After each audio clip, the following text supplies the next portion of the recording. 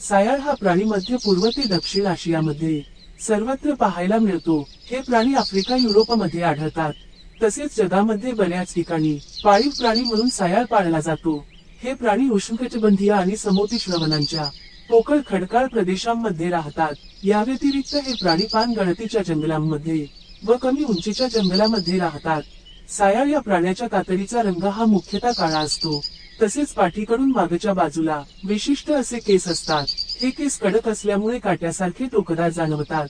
तसेच हे काटे पांढऱ्या आणि तपकिरी रंगाचे असतात। हे काटे पूर्णपणे पोकळ असतात। भारतीय सायाळ ही भारतात सर्वत्र आढळून येते। हे प्राणी कोणत्याही हवामानात आपले जीवन जगवू शकतात। कुमाव ते पश्चिम हिमालयापर्यंत हे प्राणी आढळतात।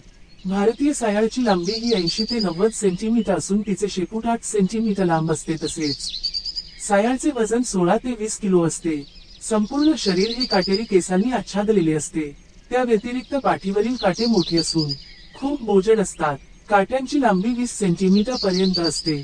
काही काटे लहान सुद्धा असतात। या काट्यांचा रंग गडद तपकिरी व पिवळसर पांढरा असा असतो।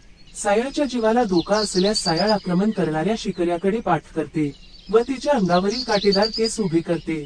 शिकारी जास्त जवळ येत असल्याचे दिसल्यावर सायाळ त्याच्या अंगावर उलट दिशेने वेगाने धावून जाते आणि आपले अतिशय टोकदार असे काटे त्याच्या अंगात सोडून क्षणात समोरच्या दिशेने धावते। बऱ्याचदा शेतामध्ये सुद्धा हे प्राणी दिसतात। शेतामध्ये जमिनीत बेळे करून हे प्राणी राहतात। बेळांच्या गाभाऱ्यात सायाळ आपले कुटुंब घेऊन एकत्रित राहते। सायाळ हा प्राणी अन्न साठवून ठेवते। गाभ्याच्या अंतर्भागात सर्व दिशांनी दूरपर्यंत बेळ खोडलेली असते। जमिनीवर चढताना कुठल्याही दिशेने आक्रमण होत असेल तर कुटुंब प्रमुख सायाळ सोडून सर्व लहान पिल्ले अशा बोगद्यातून आपल्या घरात घेऊन जातात। साळींदर सामान्यपणे खडकाळ टेकड्या, झुडपे, गवताळ जागा, वने, मळे अशा निरनिराळ्या ठिकाणी राहतो। मुळे, फळे, धान्य, कीटक, लहान पृष्ठवंशी प्राणी तो खातो। पिच्छदंडांची वाढ होण्यासाठी तो हाडे व शिंगे चघळतो। तो निशाचर असून दिवस बिळात घालवतो। मात्र अधूनमधून ऊन खाण्यासाठी तो बिळाबाहेर पडतो।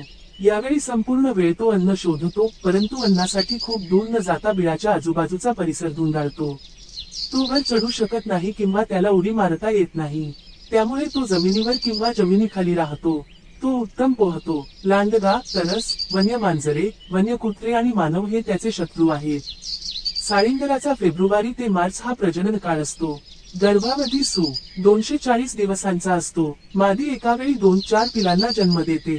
जन्माला आलेल्या पिलांच्या शरीरावर मऊ व लहान पिच्छदंड असतात, जे जन्मानंतर काही तासांत टणक होतात। पिले व नर मादी एकत्रच वर्षभर बिळात राहतात। साधारणपणे 2 वर्षांत पिले प्रौढ होतात। आयु काल त्यांचा निश्चित माहीत नसला तरी एक मादी सु. 27 वर्षे जगल्याची नोंद आहे।